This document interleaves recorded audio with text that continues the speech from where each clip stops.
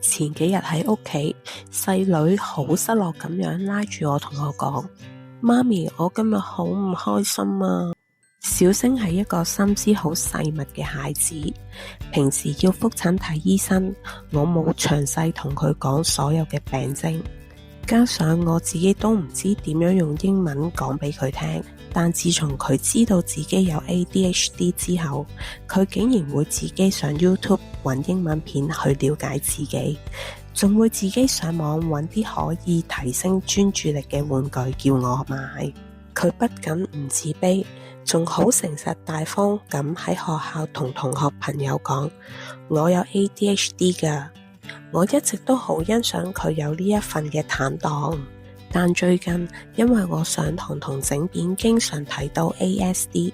當小星問我嘅時候，我都好坦白同佢講，其實佢都有 ASD 呢個狀況。小星一如既往咁坦白，好自然將呢件事分享俾同學聽。但班上一位男同學因為完全唔理解，聽完之後竟然隨口講咗句 ASD， 咁咪即係 stupid 咯。睇住小星嗰雙委屈、充滿不解嘅眼睛，我深深咁吸咗一口氣。我知道做阿媽嘅時候到啦。睇住唔開心嘅女女，我冇叫佢因為呢件事去搵同學嘈交，亦冇叫佢以後乜嘢都唔好講。我溫柔咁抱住佢，同佢講：小星，你要記住，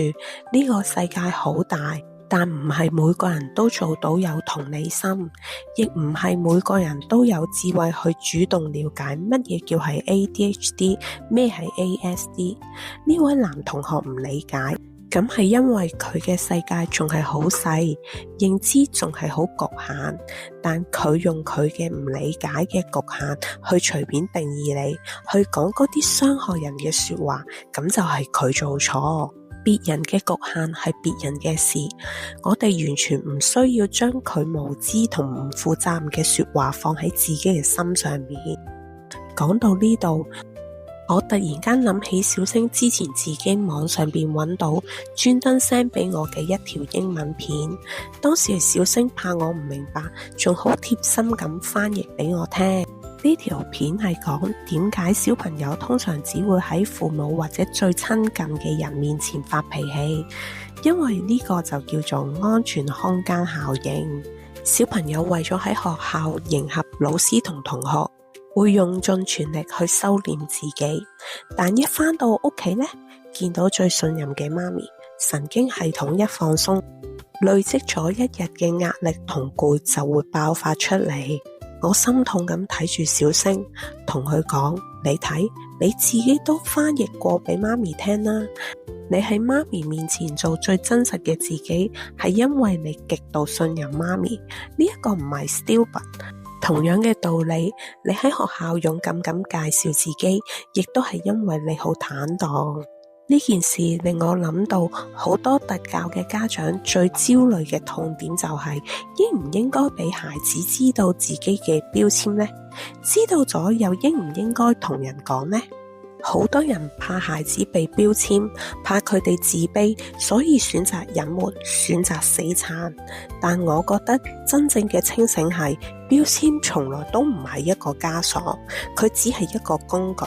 幫孩子同我哋揾到正確嘅方法去學習同睇世界嘅說明書。當我哋做父母嘅能堂堂正正鬆綁去接受呢一個狀況，孩子自然能長出無懼外界人眼光嘅底氣。小星能夠坦白，代表佢從來唔覺得自己低人一等，佢只係介紹自己身上獨一無二嘅色彩。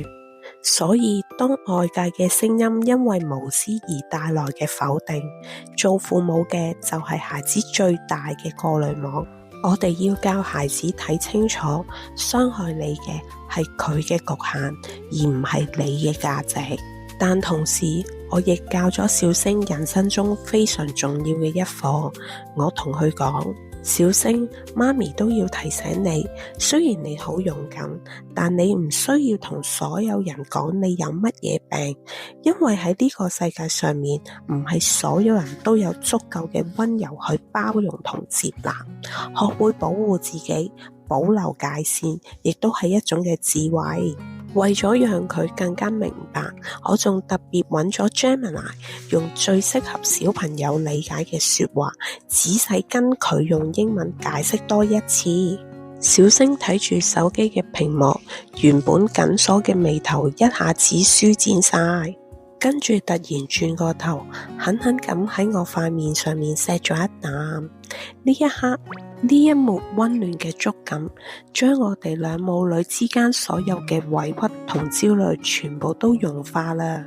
更讓我驚喜同欣慰嘅係，自從嗰日嘅對話之後，小星心裏面完全沒有留低任何嘅陰影。轉個頭，佢依然好大度、好開心咁繼續同呢位男同學一齊玩。孩子嘅世界其實好純粹，只要佢從最愛嘅父母身上得到足夠嘅肯定同安全感，佢內心嘅修復力往往超乎我哋嘅想象。我想同所有同路人嘅家長分享，我哋冇辦法一輩子幫孩子隔絕外邊嘅風風雨雨，但我哋可以成為佢哋嘅安全空間，亦可以喺日常嘅對話中親手幫佢哋喺心裏面起出一個最堅固嘅心靈防護罩。只要孩子內心足夠強大，足夠接納自己，外面再膚淺、再難聽嘅說話都唔會輕易打冧佢哋。唔知大家喺陪伴孩子嘅路上，有冇遇過孩子唔被理解嘅狀況呢？歡迎喺留言區同我分享，我哋下集小森林見。